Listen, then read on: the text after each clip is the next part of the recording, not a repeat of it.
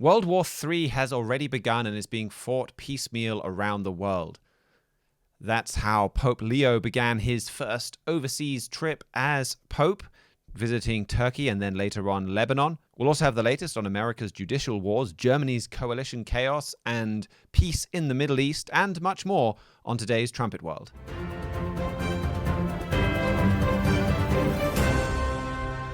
Today, more than ever, we need people who will promote dialogue and practice it with firm will and patient resolve.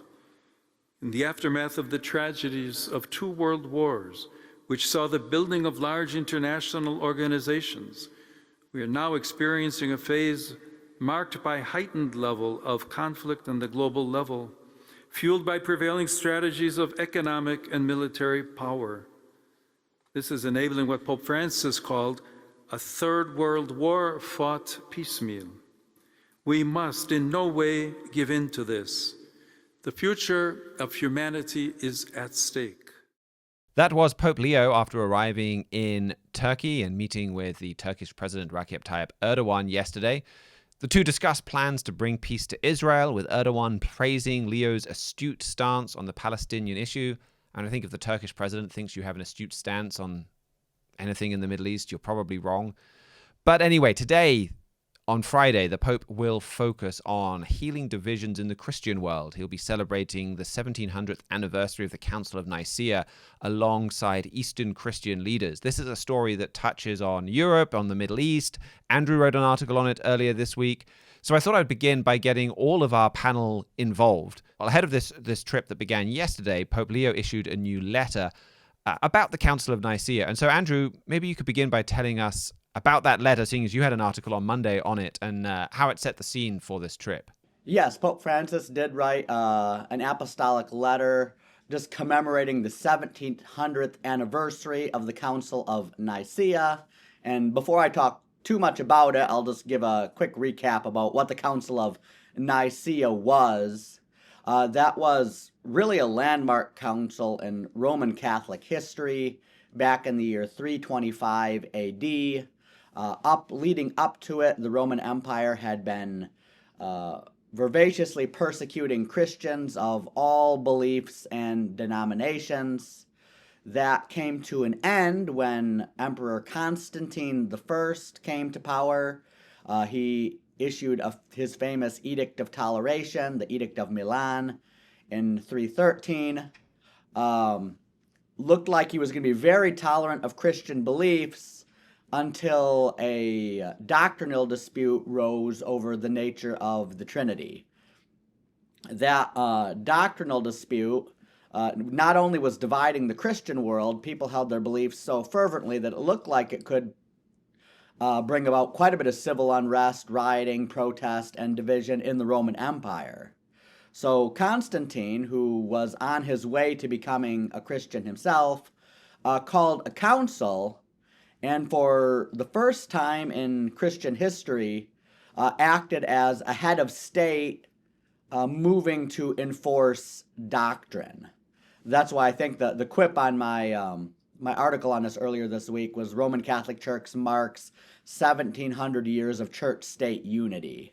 Because this was really the point in history where it's no longer Christians just believing the Bible as they understand it or following the dictates of their conscience, but it was very much the Roman Empire coming in, endorsing certain doctrines and exiling all those who didn't believe in them. But as Pope Leo points out in this letter, it really was a time after Constantine made these decisions of more Christian unity. More unity by force, because all those who didn't agree with the council were exiled or persecuted. But they did sign this Nicene Creed that both Roman Catholics, Eastern Orthodox, and most of the mainstream Protestant denominations agree on. So it's kind of like this Nicene Creed, it's kind of like the largest common denominator for what we could call mainstream traditional Christianity. The Roman Catholics, the Eastern Orthodox, the Anglicans, the Lutherans, like the Methodists, most of the Calvinists believe in this doctrine. So Pope Leo is pointing back to it as the solution to Christian division, saying that in the Roman Catholic worldview, there's many churches who are, in their view, protesting or rebelling against Rome, but they believe that all who believe in the Trinity, all who affirm this Nicene Creed, are Christians. So Pope Leo is pointing back to that nostalgically as a symbol of unity, but he's also glossing over the elephant in the room, which is the fact that this wasn't a time when just all the Christians got down and sat down and settled their difference and unanimously came to a conclusion about what Jesus and the apostles actually taught. This was very much a church allying with the state to force religious beliefs. And so pointing back to that, talking about how the Eastern Orthodox and the Protestants and the other churches involved in the ecumenical movement need to rally around Nicaea, that will promote a certain sense of nostalgia from these other groups, and the Anglicans and the Lutherans and the Greek Orthodox, who also believe in the Creed of Nicaea and promote some unity that way. But it's also like you read between the lines, and it's saying that by endorsing what Constantine did, is saying that we really need an alliance between church and state to bring about Christian unity in the world. It's not like the Founding Fathers in the United States, where they put their first and most important amendment as Congress shall make no law regarding the establishment of religion. These figures back at Nicaea that the Pope's pointing to as great examples of Christian history were people who definitely believe that the Roman Empire should make laws regarding the establishment of religion, even to the point of exiling all those who don't agree.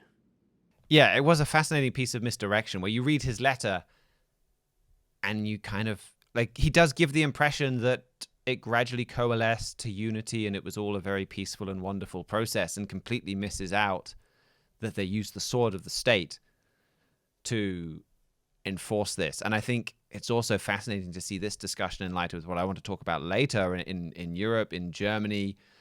You know, we've talked for years about the prophesied rise of a German strongman, and now this is the Pope basically saying, well, he called it a model. Nicaea is a model for how we bring unity to the Catholic Church. If that's a model, well, then you need a Constantine. You need a Roman emperor to put in place that model. So, yeah, that's right. I mean, this is a big part of the reason we're watching this, and we're watching this trip, is very specific Bible prophecies about church unity. And maybe you could talk about more of that in just a second with what's perhaps planned for over the weekend. I know you've been preparing to write on this for a while for our Trumpet print edition. But then we've also been very specific about how they'll achieve that unity. And ultimately, it will come down to using secular authority to force those that wouldn't go along voluntarily to unify with the Catholic Church. And it will be very much a my way or the highway, or worse, a my way or death, ultimately. You've got to conform, or here's the penalty. So this is Bible prophecy in action. But then on that point, this is what the Pope will be doing today with the 1700th anniversary of Nicaea. What are you seeing or expecting on the front of church unity from this trip? He's also got several other meetings planned over the weekend. I think he's got a sermon planned in the Hagia Sophia. He's planning to meet privately with Archbishop Bartholomew of the Eastern Orthodox Church. I'll be very interested to see what announcements come out of this. My expectation is that since Pope Leo does not currently have a Constantine to help him enforce doctrinal policies, that most of his sermons and meetings are going to be more of the same of what we've read in his letter, just lionizing the history of Nicaea, trying to stir up nostalgia over Nicaea, pointing people back to Nicaea. And then behind the scenes, there's discussions about what compromises church can make. They don't have a Constantine to enforce it, so they are still talking about some compromises. Maybe I'm wrong. I don't know if Pope Leo is going to be able to announce any big compromises over this weekend. He's got theological commissions doing some pretty in-depth negotiations, especially with the Eastern Orthodox Church right now, on how to bring about full unity. I think right now the three main sticking points with the Eastern Orthodox Church is papal primacy, the date of Easter, and a phrase called the filioque. I'll talk about that one first. The filioque, that's a Latin word. Is it the filioque or is it the filioque? Filioque, yeah, filioque. My Latin's horrible, but it means from the sun.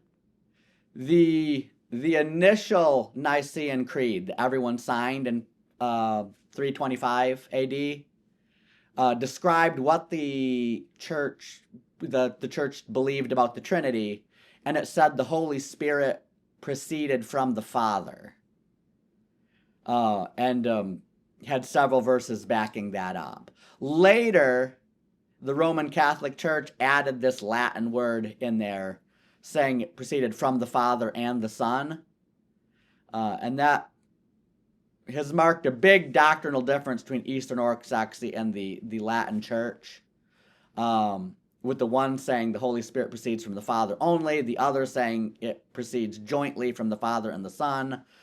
I didn't get a chance to read the latest proposal in depth. I did see an article this morning speculating that Pope Leo might just delete that word, filioque. It was added after the fact, and everyone knows it. So if you can actually delete it and just publish the original Nicene Creed, and then let people privately believe on their own whether it proceeds from the Father alone or the Father and the Son, that would be a gesture that could help unity with the Eastern Orthodox Church. There's another commission talking about papal primacy. The Eastern Orthodox Church split from the Roman Catholic Church at the time where there were 5 archbishops: Rome, Constantinople, Alexandria, Antioch, and Jerusalem. And there was an agreement that the Pope of Rome had primacy of honor amongst them, but he was definitely not regarded as infallible. So the Catholic doctrine of papal infallibility, which was only actually formalized at the First Vatican Council about 150 years ago, is another sticking point they're going to have to iron out before unity. And then the last and most embarrassing one, I think, for them is the date of Easter. Of course, the Bible tells us to celebrate Passover on the 14th of Nisan on the Jewish calendar, no matter where it falls. At Nicaea, they decide to celebrate it the first Sunday after the spring equinox. And so both churches agree on that, first Sunday after the spring equinox. However, since the Julian calendar they used at the time didn't have leap years, or at least not leap years in the way that we currently do, the spring equinox date shifted pretty far away from when the spring equinox actually is. The Roman Catholic Church fixed that with their Gregorian calendar. The Eastern Orthodox are still using the Julian calendar due to tradition, even though astronomy says it's very, very wrong about when the spring equinox is. So both sides have said that they want a common date of Easter and should be able to figure out one fairly easily if the spring equinox, it's not hard to determine when the spring equinox happens. A high school astronomer could do it. So that's the third big one. But I think these are the 3 big sticking points. They're trying to do negotiations behind the scenes before the Eastern Orthodox Church and the Roman Catholic Church announce full communion. So I doubt Pope Leo is going to be able to announce anything big on either of those 3 fronts this weekend. But just lionizing Nicaea might be motivation for those theological commissions to come up with a common understanding, a common compromise on those issues, on the path towards full communion. But as Leo hinted at and didn't say in his letter, if Nicaea is the model, you need a Constantine to, like, whatever compromise they come up with on these issues, to come in and say, is like, okay, this is the doctrine, follow it or flee to some other country. And this unity, and this is something that Herbert W. Armstrong and the Plain Truth wrote about very specifically for decades. And I think that over time, there has been such a remarkable shift here. I mean, this really is an incredible, specific, fulfilled prophecy from the Bible, revealed to Herbert W. Armstrong. He was writing about this before Vatican II. I mean, Vatican II was one of the big moments for the Catholic Church, where they changed quite fundamentally how they approached other religions and worked a lot harder to try and draw closer to them and to draw them back to Rome. But he was saying even before that you're going to have these groups come back together. So the 1961 Plain Truth said the Pope will step in as the supreme unifying authority, the only one that can finally unite the differing nations of Europe. The iron jurisdiction over both schools and religions will be turned over to the Roman Catholic Church. Europe will go Roman Catholic. Protestantism will be absorbed into the Mother Church and totally abolished. Then, a couple of years later, the Plain Truth says, the final, albeit short-lived triumph of Catholicism is recorded in literally dozens of Bible prophecies. Right now, whether we want to believe it or not, the stage is being set for the greatest revolution in religion the world has witnessed. That article says the mighty problem of achieving unity is twofold. First, it involves the reconciliation of the Orthodox schism that officially commenced in 1054 and the division of the churches in the East. Second, it involves restoration to the Roman communion or Protestantism, which developed from 1915 onwards. And since then, we have an article, Returning to the Fold, and a chapter in our He Was Right booklet that goes through even more of these statements and just everything that has changed step by step. And they've come very far already. Like you say, those are the three remaining disagreements as far as the Orthodox world is concerned. And they're pretty minor. They've kind of got to the point where I think in extreme emergencies, like if somebody's on their deathbed, Orthodox and Catholic communions are interchangeable. Only in an emergency, but I think they're trying to push towards having common communion. That would be the total goal. But then you've had the Protestant churches massively being moved towards Rome. The most notable symbol of that we had very recently was King Charles III, the head of the Church of England, going and meeting with the Pope and being named the Pope's co-brother and co-defender of this particular part of, or this particular chapel that they were at in Rome, or basilica, sorry. So massive fulfilled prophecy, but also then this is a stepping stone to the major role that the Catholic Church is going to play in the soon coming Holy Roman Empire. Like a unified church and a pope that has just brought Christendom together as a pope with a lot more power, a lot more clout, a lot more soft power and recognition as a leader than any pope that we've seen before. And the person that plays a role in doing that, it may well not be Pope Leo, though he's certainly paving the way in that direction. He's going to help then bring these 10 nations of Europe together in a 10-nation Holy Roman Empire, bring Europe the unity that they've failed to get on their own as part of all of their own negotiations, and then bring Europe much more involved in the Middle East. Bring Europe into what on the surface is marketed as a peace deal in the Middle East and in Israel that's actually going to be the beginning of a new crusade. And I think that brings us to another part of the Pope's trip that prepares the way for that, and that is his discussions with Erdogan, his planned trip to Lebanon next week. So maybe we can bring Simon into the discussion.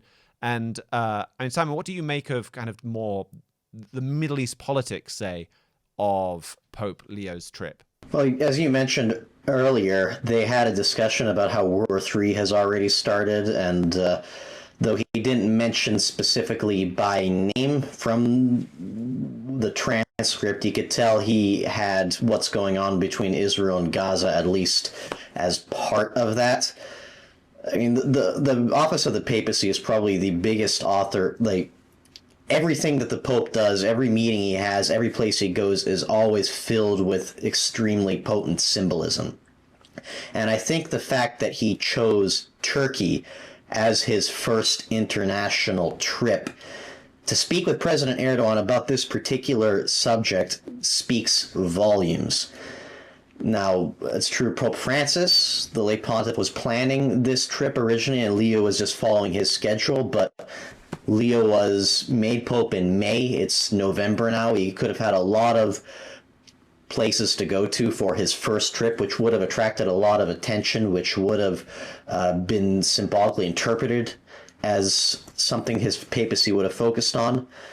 And the fact that he chose to speak with Erdogan, who sponsors Hamas, who used to let Hamas be headquartered in Turkey, to be discussing, who is a dictator in his own right, in his own country, that has turned Turkey away from a democracy, what it used to be, at least partial democracy, into basically an autocracy under his thumb, I think shows, well, A, what he thinks about that kind of government. You were mentioning before how celebrating Nicaea implies that Europe, that Catholicism needs its own Constantine, needs its own strongman to start making policy and telling everybody what to do.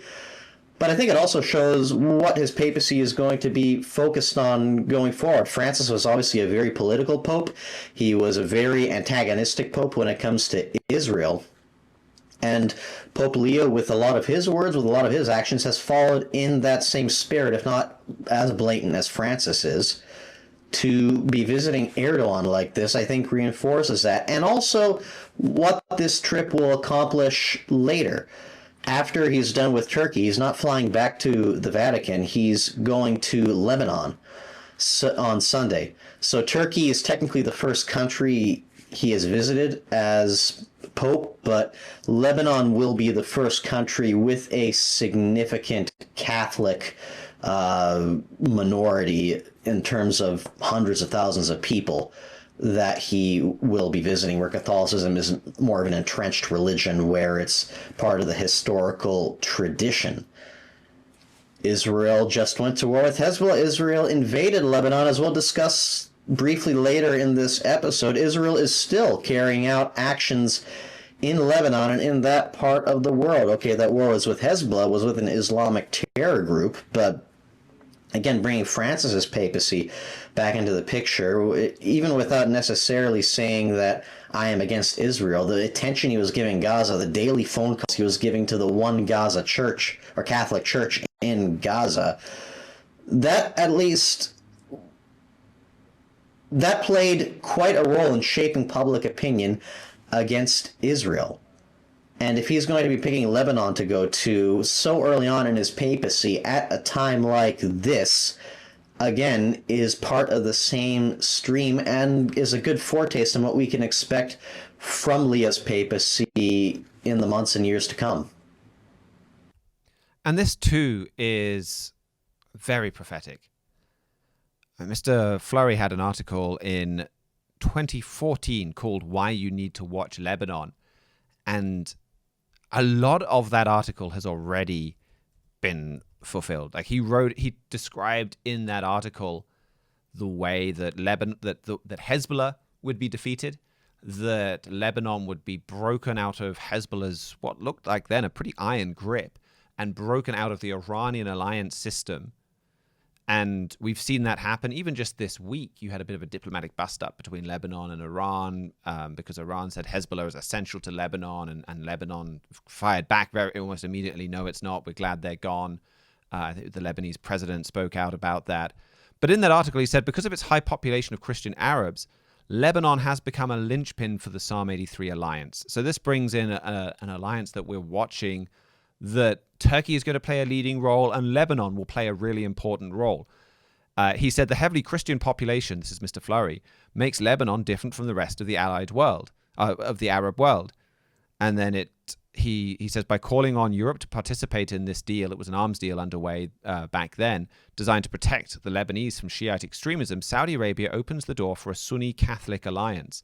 And I think you could say Pope Francis's entire trip is about a Sunni Catholic alliance. He's meeting with some of the most important, Erdogan, one of the most important figures in political Islam, and then Lebanon, this part of the Middle East that is especially important for the Catholic Church and for Catholic Europe.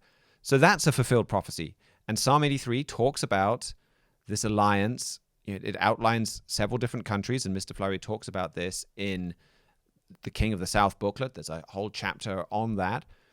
And that Europe is going to lead this alliance ultimately against Israel, or ultimately in a kind of crusade to beat back Shia Islam, to beat back this Iranian-led King of the South. But it's all about control of Jerusalem. So this is another very important part of the Pope's trip. So the two resources that we've got is the chapter on the mysterious alliance in the King of the South, and then also returning to the fold from He Was Right. Both of these set up this trip in its prophetic context, and I'm sure we'll have a lot more to say about it next week once we've got more details. I think it really is going to be an important news event. So thank you for that, gents. Well, sticking with the Middle East, we've had some very significant peace deals so far, with President Trump's peace deal with Hamas in Gaza, and with the new regime in Syria that's been welcomed with open arms to the White House and by world leaders all over the globe. We'll go now to Mihailo Zekic to get a bit of an update on how those peace deals or new leaders are working out.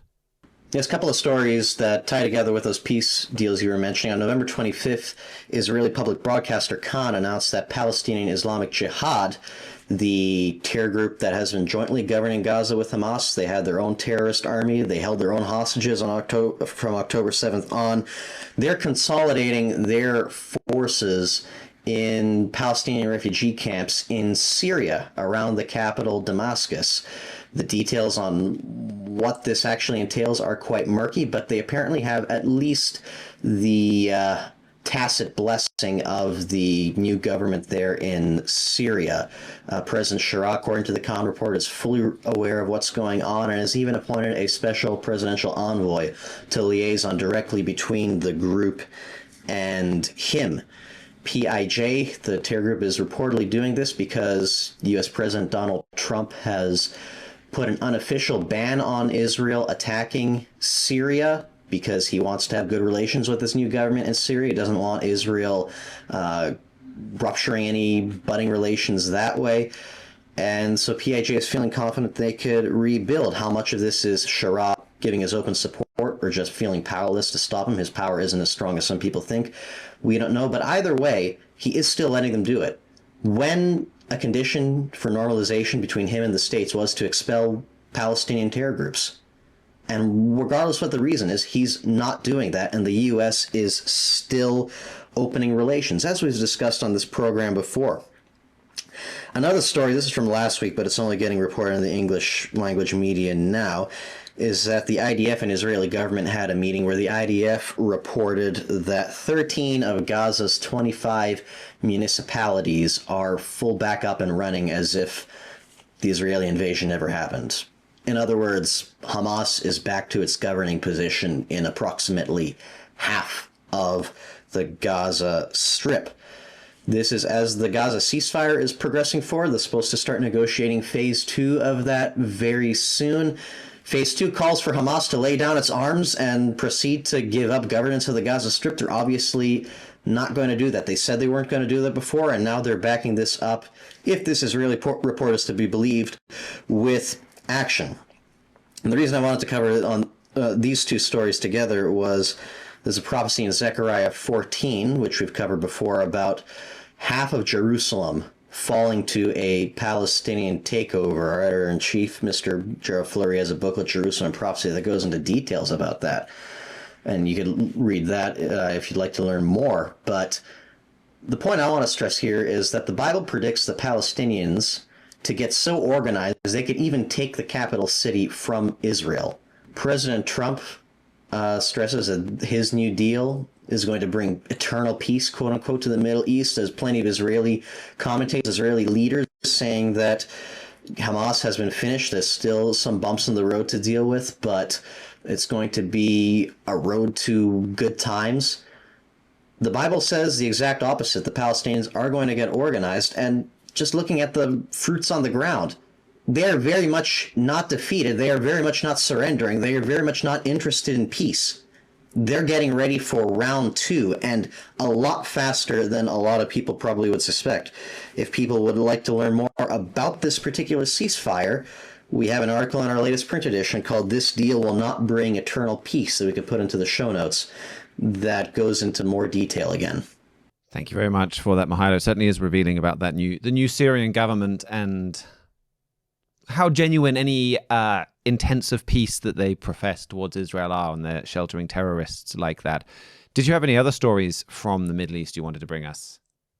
Just one over the weekend. Israel struck Lebanon and killed Hezbollah's military chief of staff, the most high profile in the latest series of operations in Lebanon and Syria in the West Bank. Again, Israel's terror war is not going away, and that includes Hezbollah. Hezbollah is trying to rebuild. Israel obviously doesn't like that, and as long as Hezbollah keeps trying to rebuild, we could expect a lot more friction on that front as well. Thank you for that, Mihailo. Well, we've already heard from Andrew Miiller, but we've heard from Andrew Miiller, I guess, more in his roving brief, or in he's covered quite a bit on various different Christian news stories over the last year or so. But we'll go back to Andrew Miiller now with his hat as correspondent for the English-speaking world for Anglo-America. What is the main story you have for us this week there? Well, yeah, that's right. I guess I can claim that the Pope is an American from Chicago, so maybe I can claim the Pope, the head of the Vatican going to a city in Turkey as an American story. But I'm stretching there. So in actual American domestic news this week, I think some of the big stories involving just the ongoing legal corruption over the Trump administration's attempts to expose the conspirators in the Russiagate collusion hoax. This is something that Trump editor-in-chief, Mr. Gerald Flurry, has written extensively about in one of his more popular books, America Under Attack, just about the Obama administration and his top officials, James Clapper, John Brennan, James Comey, really just inventing fake intelligence reports to frame Donald Trump for collusion with Russia to keep him out of office. Donald Trump is back in office now.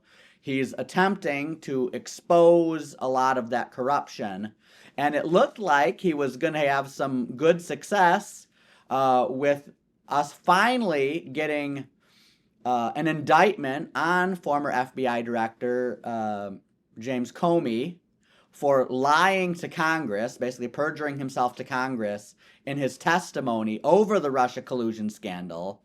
And then this indictment was thrown out by a district court judge, Cameron McGowan, who basically is not claiming that Comey's innocent or that the indictment itself was unjust, but that the prosecutor who brought about the indictment was unlawfully appointed.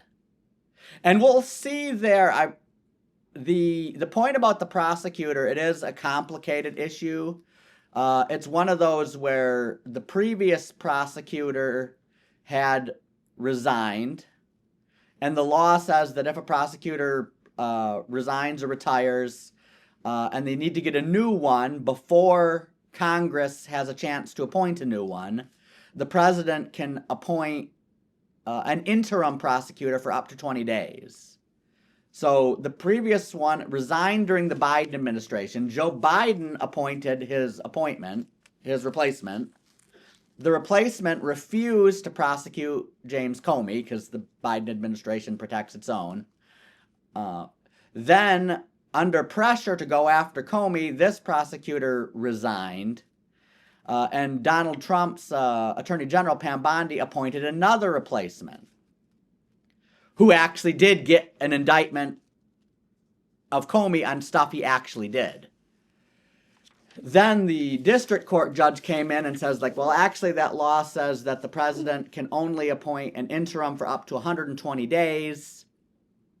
After that, if Congress hasn't appointed an official replacement, it's up to the district court to put in the interim prosecutor. Since the Biden appointee resigned on like the 119th day, and it took the Trump administration a couple days to appoint the replacement, they're now claiming that the 120 days has passed. The Trump administration has no authority to appoint a replacement, and the district court can appoint their replacement until Congress gets around to appointing the official new one.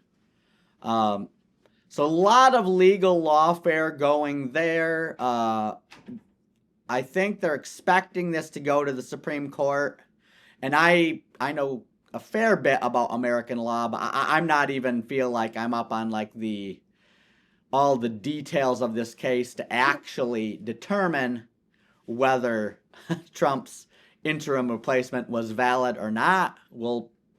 I'll defer to the Supreme Court there to determine that.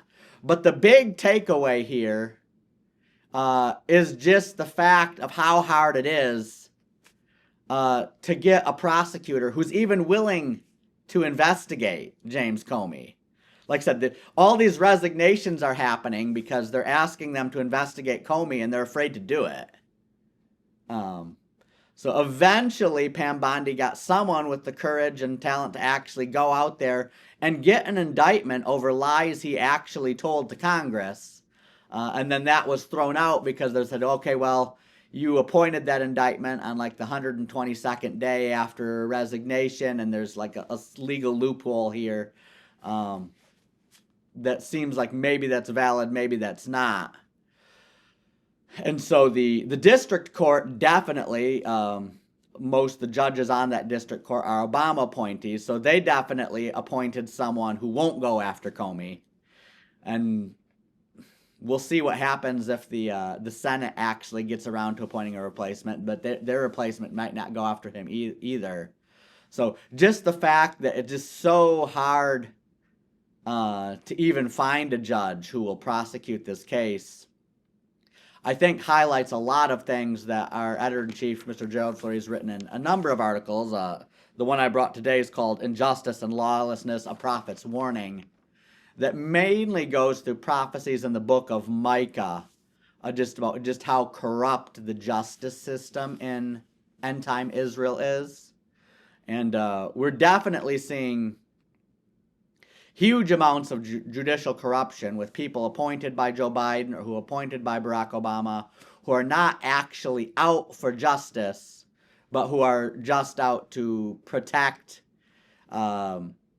these federal agencies like the FBI and the CIA, who really tried to unlawfully frame Donald Trump of crimes he didn't commit so people wouldn't vote for him and vote for the Democratic candidate for the next election, which is election rigging. The current president using the powers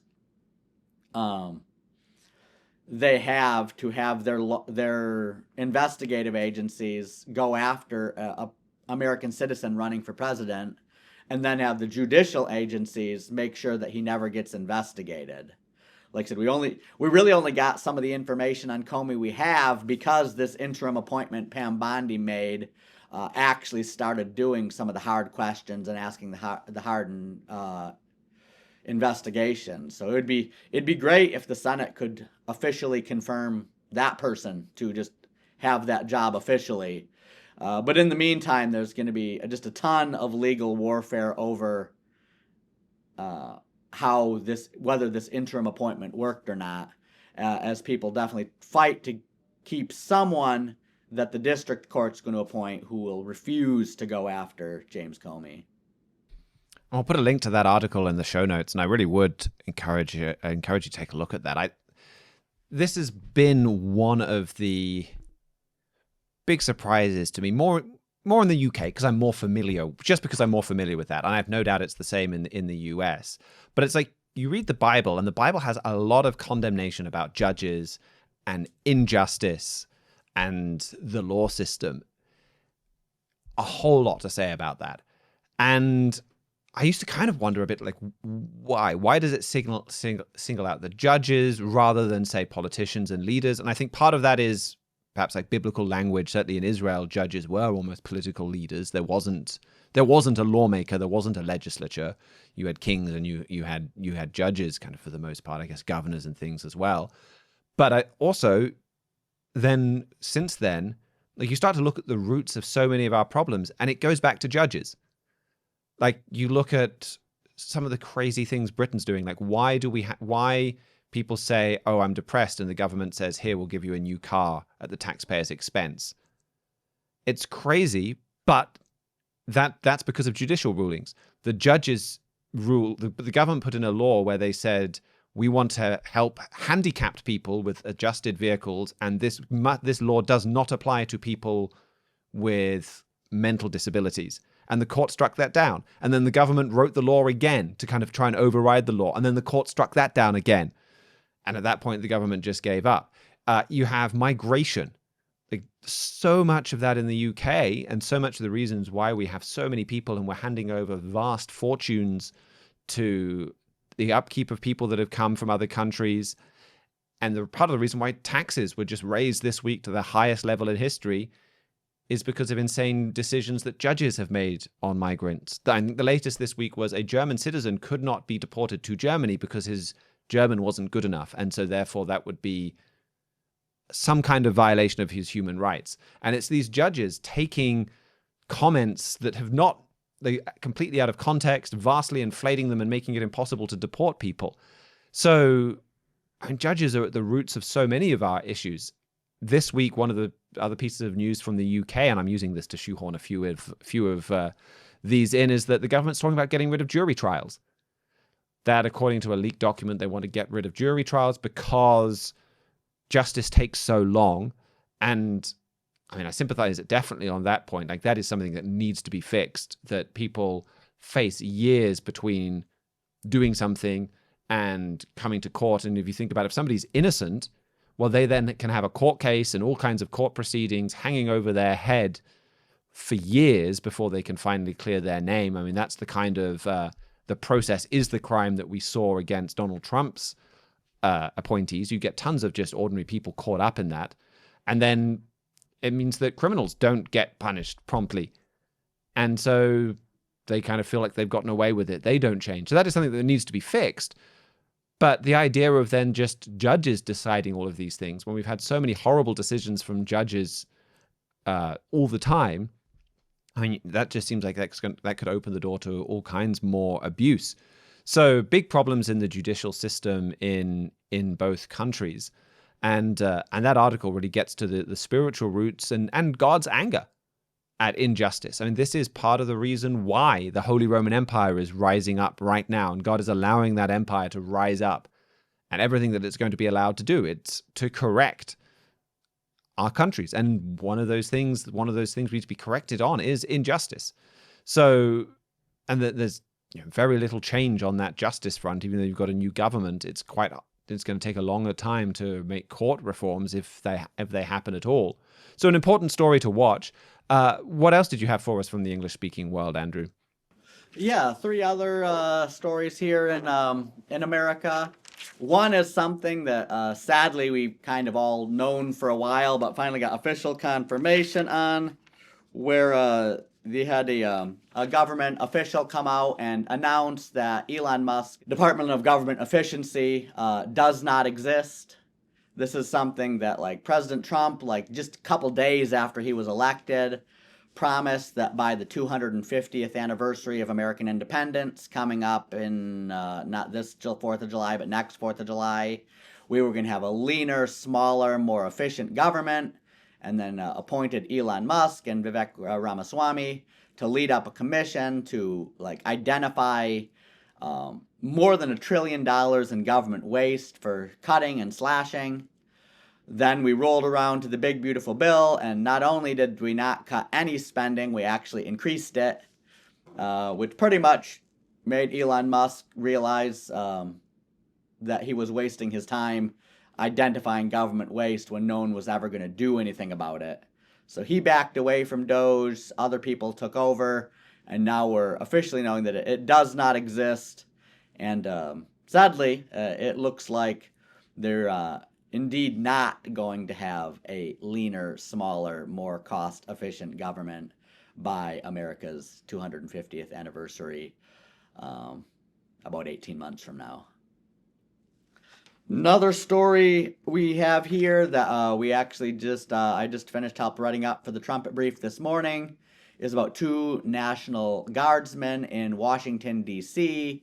who were shot by a 29-year-old Afghan immigrant let into the nation under a Joe Biden program he enacted after his disastrous withdrawal from Afghanistan. One of those National Guards is already dead. The other one's in critical condition. Donald Trump has condemned the shootings as terrorism and made an announcement that he's pretty much freezing all immigration from third world countries until further notice.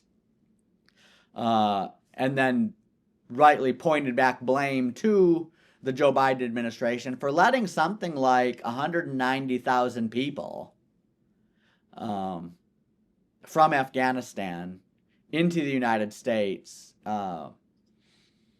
who were barely vetted on grounds that, like, okay, well, we're withdrawing from Afghanistan, the Taliban's taking over, we'll let people who've helped the American administration in the past come to the United States without actually vetting them at all to see, like, are they the type of person who's just going to pick up a gun 2 years later or a couple years later and kill a couple National Guardsmen. So, yeah, definitely a big story to keep a look on there. Our editor-in-chief, Mr. Gerald Flurry, wrote an article at the time about the Afghan withdrawal, saying it's not incompetence, it's treason. It was a move the Barack Obama and Joe Biden took to deliberately weaken America. And then just following logically on from that statement, the move to let the 190,000 unvetted immigrants into the United States is another move to deliberately weaken America, which is taking place. And then one last story, this one from elsewhere in the English-speaking world, from Britain, where the Britain's National Health Services, it's actually chemically castrating children again. Some of those just really evil hormone treatments they've been giving to children who are nowhere near old enough to know what they're doing is something that there was some pushback on for a while, saying that we really shouldn't be giving like transgender treatments to those under age 18 years of age. And now the pushback pendulum swinging back into saying that the transgender movement's gotten a win there, saying that they actually should be taking children and giving them hormones that are really just going to mess up their bodies and the way they go through puberty. Well, thank you very much for that, Andrew. For Europe this week, I wanted to talk about the German government spending the last week and even more fighting about pensions. But really, this isn't about pensions. This is about, can the German government succeed? Can it come together? And a big poll published in Bild a day or two ago basically showed that most Germans expect this coalition to fail. So we've reached the point now where most Germans have written off Friedrich Merz. They're expecting the government to fall, and they're expecting, I guess, early elections or more different coalition wranglings. So the immediate issue that's triggered a lot of this has been pensions. There have been coalition bust-ups before. There was one a few months ago over conscription, and just even the way that debate was carried out, and how quickly would Germany move towards conscription. They haven't had a compromise there. This latest bit is an attempt to fix pensions at 48% of average earnings. This is a key Social Democrat requirement. The coalition, as part of the coalition agreement, agreed on that until 2031, but they're passing a law to fix it beyond 2031.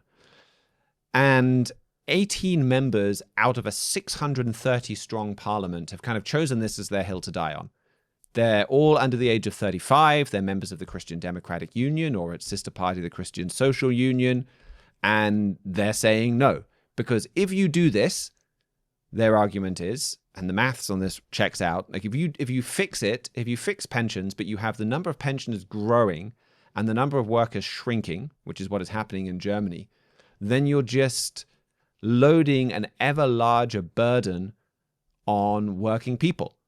The amount they have to pay towards pensions is just going to go up and up and up, and then the whole system will collapse before they get to claim any pensions of their own. So it's unfair. So that's their position, and they had the coalition. They've been arguing over this for weeks. They stayed up until I think it was 2 or 3 in the morning. The cabinet finally announced a deal where they said we're moving forward with the law as is, but then next year we're going to have big discussions about a complete overhaul of the pension system that would apply from 2032 onwards. This is kind of still breaking-ish news, so I haven't managed to find anything about how the rebels have reacted to that. We probably will find out over the weekend. But again, in many ways, like I said, this isn't about pensions. This is about, I think we've reached a milestone in this new German government. And it's not a specific event. I can't say that milestone happened on the 23rd of November. But when Friedrich Merz was elected, he talked tough. He talked a big game. He said, we're going to have masses of reforms.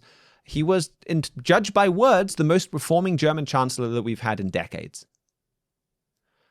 And he came in and very quickly, I mean, even before the new government sat down, the constitution was changed to enable unlimited borrowing to spend for military spending. That was a massive reform. And it was a popular reform. So that happened, and there have been incredible changes on the German military front. So people were looking at Merz and they're like, wow, man of action. We had some movement here. What's next? And he talked a good game, and people were okay to give him a bit of time and like, yeah, well, we just had some big developments on the military, and okay, he's pushing some more big developments on the military. Well, what's next? And now we're 6 months down the line and people are starting to think and realize, actually, there's nothing next.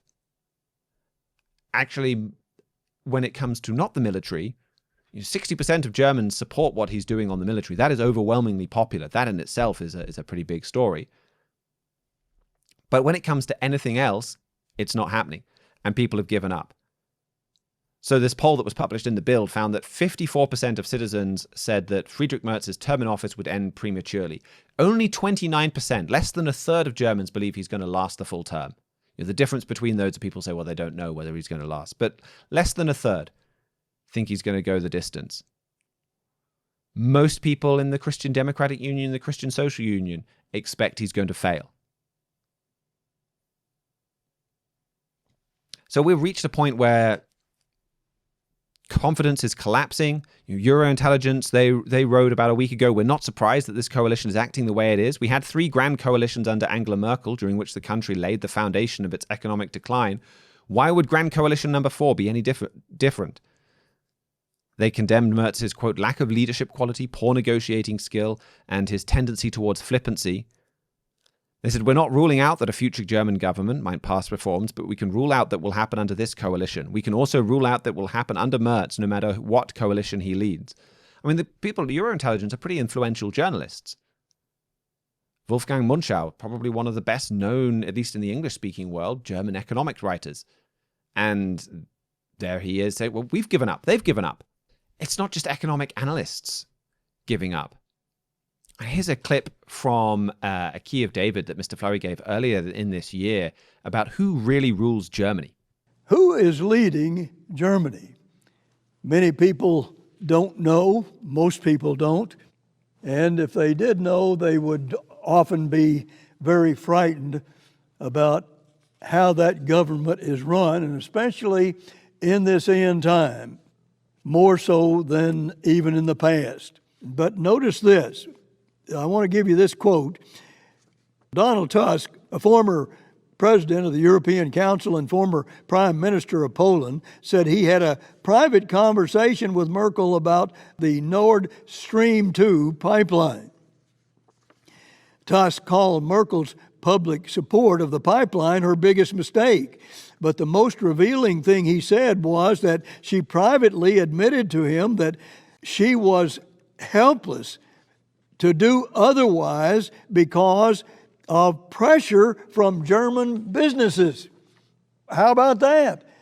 The German businesses have a lot of power, and we're going to go on to see here that they even overruled the Chancellor of Germany. This group of corporations, they have a lot of power. German business leaders have a lot of power. Watch those German business leaders. Well, they're not happy. Volkswagen Group, Germany's biggest company, they posted their first loss since COVID-19. German business leaders are making their dissatisfaction felt. Just a few days after Mr. Flurry gave that key of David, you had leaders from 4 top business associations hold a secret meeting with Merz. According to Bild, they, quote, gave the Chancellor a thorough grilling for an hour and a half. And they said that the key demand made of Friedrich Merz was to pick up the pace on social reforms, reducing bureaucracy, modernizing the state. Then this month, 32 business associates signed a joint letter opposing these pension reforms. The fixing of the pension, I should say, at 48%. That's what they were opposed to. And then just this week, a group of family entrepreneurs, like a business group, they broke a major taboo by openly talking to the Alternative for Deutschland, this far-right group. I think that you've got a signal there from parts of the German business community. We're losing patience, we're getting fed up, and we have other options. And so they're willing to talk to this party that contains some neo-Nazis. So the reason why I want to draw attention to this story is we're watching Germany very closely for the rise of a strongman. And Mr. Flurry is constantly drawn attention to how coalition chaos could pave the way for that strongman. So it's very relevant that we're back to this coalition chaos. Just after Donald Trump was elected, Mr. Flurry had an article in the Trumpet print. After Trump's victory, watch Germany. He said, as dramatic as the fulfilled prophecy in America is, we also need to pay close attention to events in Germany. He said, this nation's future is weak if something doesn't change.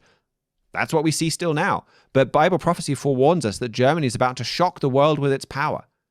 To accomplish this, it needs a strong leader, something it sorely lacks right now. He said that Germany's elections in February, quote, seem unlikely to solve Germany's leadership crisis. Polls suggest they'll only produce another weak, divided government. That's what we're seeing more and more clearly.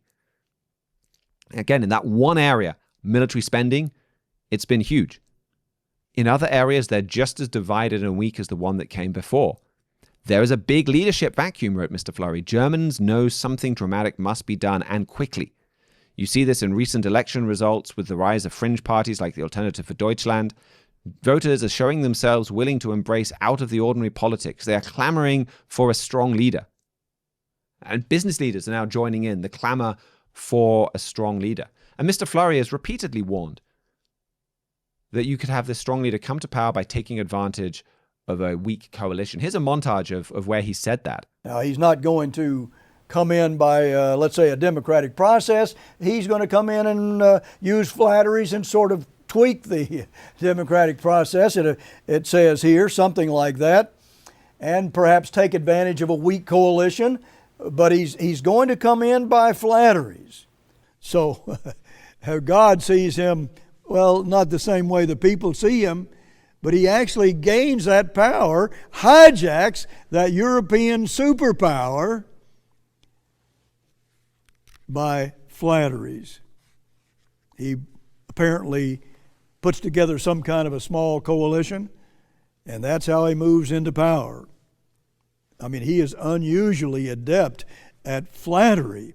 You have to be very intelligent to be able to deceive people in high places with flattery. And he does it magnificently. Well, he was never voted into the office, but he came in, got control of all that power through deceit and flatteries. Now remember, this is an end-time book, and this is an end-time prophecy. It's going to happen again in this end time. A man is going to come, and through deceit and flatteries is going to get control of the Holy Roman Empire and its 10 toes, or 10 kings, and not by voting, even though that is their system today. It is not going to, he's going to come in another way. And he made all of those forecasts, as you even heard a bit there, because of Daniel 11, Daniel 8, Daniel 11 and verse 21 talks about this coming leader who will not be given, quote, the honor of the kingdom. He doesn't come to power in the usual way, but instead he'll obtain the kingdom by flatteries. The stage is all set for that strong leader, and Germany is already having this rapid, incredible military transformation. So you have this military power being built up, and we're just waiting for the strongman. And the Catholic Church is going to play a role with that strongman, and I think you can see, and then the strongman will help play a role in bringing unity to the Catholic Church.